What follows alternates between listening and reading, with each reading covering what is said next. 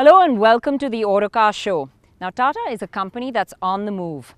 They're fighting back definitely, first with the Zest, now with the Bolt. And by the looks of this car, a lot has been invested into this hatchback. But it's not all about appearances alone, it has to have a lot more. Can it fight against its competitors? Well, we have here the bestseller in the segment, the Grand i10, the Hyundai, and of course the Toyota Liva that's been around a while but has had a recent facelift. Well, it is the battle of the petrols today, and can Tata's much touted Revotron help tilt the scales in favour of the Bolt? We're going to find out. Tata have produced their best looking hatchback in the Bolt. It looks smart in its red livery, but the vinyl stickered C-pillars stand out as a result and look a little tacky. It would have been better off painted. Still, with the swept back headlamps, the smiley face grille, the large air dam and the fog set in black housing, it has a stylish look. The Vista heritage is apparent with the glass areas.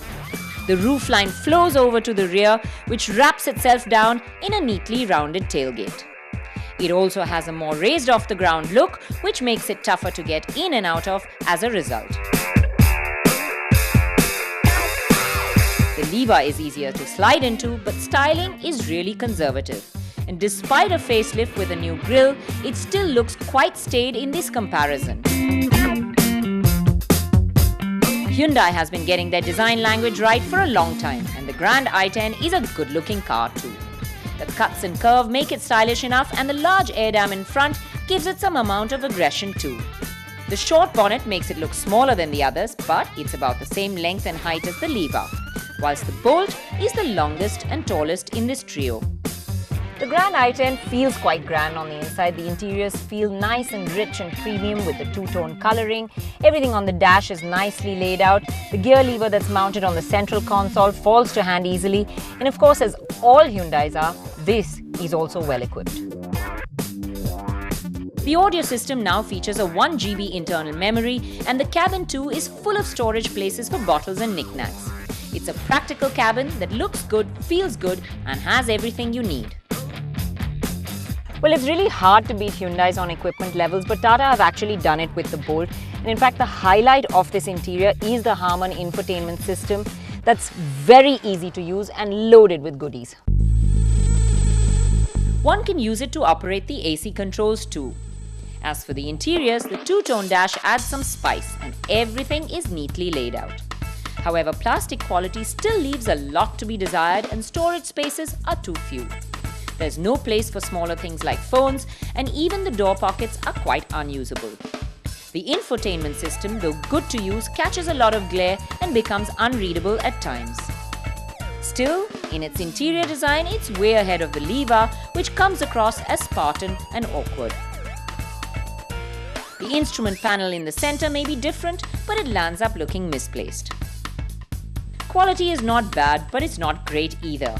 The plastics come across as a little hard and the car feels bare. However, it does have better storage space than the Bolt. The boot of the i10 scores well too, being the one that will pack in the most. The Bolt, although not as big, does open up more space with the fold-down rear seats. As far as equipment goes, the Grand i10 does get you a rear aircon vent, but it's not very effective and actually eats into the middle passenger's legroom.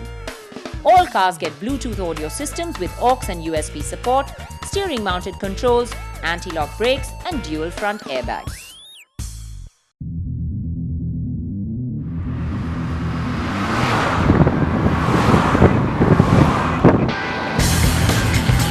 Out on the road, each of these cars shines in a different area.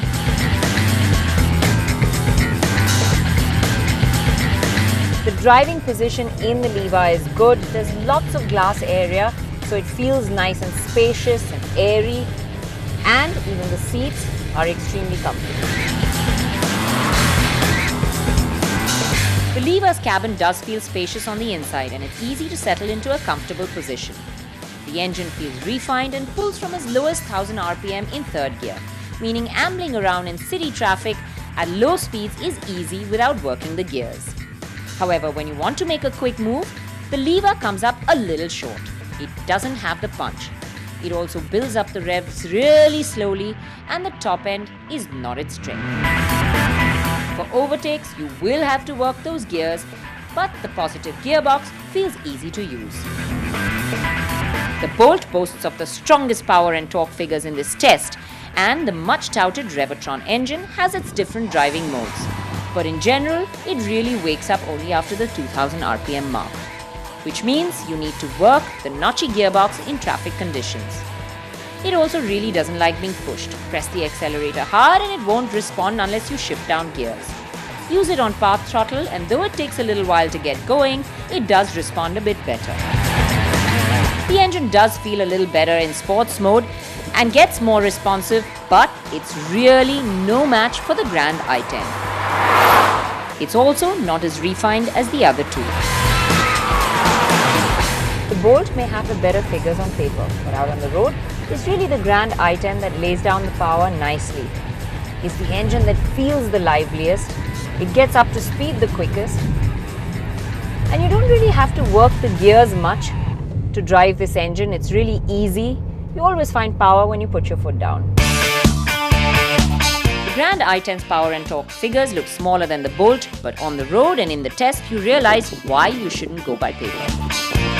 It uses its gear ratio smartly, and the way it lays down power keeps you pleasantly happy, whether you're treading city traffic or cruising on an empty stretch. It knocks the other two out of the park in the 0 to 100, crossing the line around 2.5 seconds quicker. The India acceleration figures also aptly describe the way all these cars feel on the road. The Grand i10 is the quickest in both the runs by far, with the Bolt coming in second and the Liva, like I said, unable to keep up with the other two. When it comes to handling and stability though, there was quite a surprise.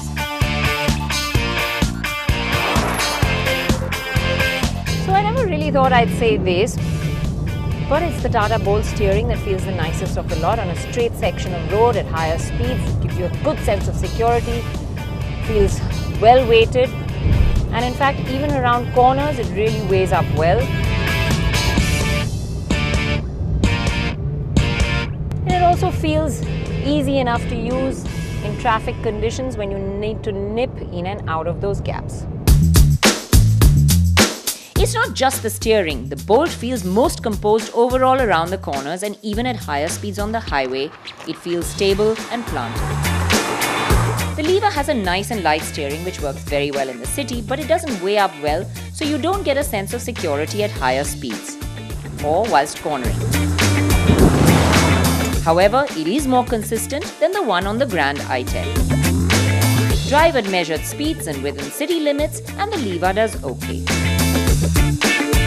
The steering of the Grand i10 is really easy when you want to maneuver in and out of traffic in the city and tuck into parking spaces. But when you're out on an open stretch of road, it really doesn't inspire much confidence. It's very inconsistent, and that's what lets it down. There is a dead zone at center, and that makes you insecure on a faster run on empty stretches of road. Though the ride is not too bad at slower speeds, up the pace even slightly, and the Grand i10 gets unsettled. The car tends to move around, pitching and bobbing on bad sections of road, making both driver and passenger uncomfortable. It also crashes through larger potholes. The Liva suspension, in contrast, works away very silently, and cabin insulation is good, so you feel like it's not being bothered by the roads, but it doesn't feel settled at lower speeds. It's the reverse of the Grand i10 though, because when you up the pace, the ride does get flatter and better. What the Liva wins on though is backseat space. The Liva's backseat really the most spacious, loads of legroom as you can see, floorboard is flat, so it opens up a lot of room for the third passenger's feet as well, and of course it's nice and wide, so I think the third passenger would be most comfortable in the Liva. The seat also has the right amount of cushioning, good recline angle, and it's an extremely comfortable backseat to be in. The Grand i10's rear seat space isn't bad, but in this comparison, it's just that the other two are much better, especially when you consider the width, where 3 will be a tight squeeze in the Grand i10, while the other 2 can fit in the third easily.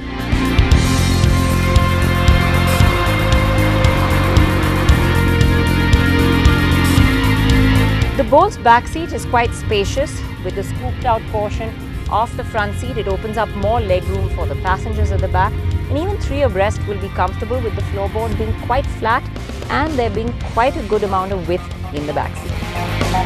But the point to be noted is that the cushioning on the seats is not as good as the Liva or the Grand i10, and there are quality issues too. Now, Tatas have worked really hard on the Bolt, and I have to say their newer products, the Zest and the Bolt, are much improved from before, but there's still niggling quality issues which they really have to address.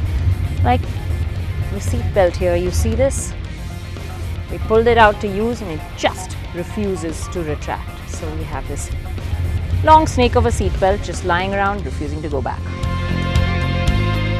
The suspension is also noisier than the Liva over bad stretches of road. But if you can get past of all of that, you will realize that long journeys will be the smoothest ones in the Bolt. What's really quite exceptional in the Bolt is the ride quality. It doesn't let much of the road filter through to you. It flattens out the bumps and potholes. And even at higher speeds, it doesn't toss you around. It feels quite composed and stable. It just dismisses the road in a very composed manner, and you ride over the rough stuff without feeling unsettled in the back seat. Well, that's how these cars look and feel. But let's see what they will do to your wallet.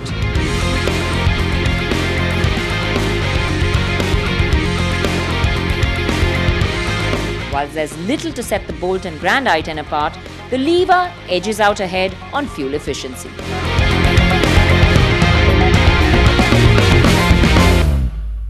The Toyota Liva is a practical package. It's spacious, it's airy, performance is adequate, but unfortunately in the competition it loses out because it doesn't match up to the other two in terms of performance, as well as the interiors. They're very basic and Spartan as compared to the rest, and it just doesn't have that premium feel. Fact remains is that it is the most expensive and it is the least equipped as well. So that knocks it out of the contention. Of course, when we're talking about equipment, it's the Bolt that has the best equipment. It also is spacious. The petrol Revotron may not be punchy, but it delivers adequate power. And of course, it's a practical car too. Well, the fact remains is that the Bolt may have a lot, but all of it comes at a lot more too. It's 60,000 rupees more expensive than the Hyundai Grand i10. Now, the Hyundai Grand i10 may not have as much space as the other two in its backseat, but it's got enough. And its other sore point, the handling, really doesn't matter too much because let's face it, these are city cars. We're not going to be out carving corners in these, and that's where the Grand i10 really excels in the city. It's light and friendly and easy to use. The engine is peppy. It feels premium on the inside. It's well equipped, and all of that comes at great value, which is what makes it our winner.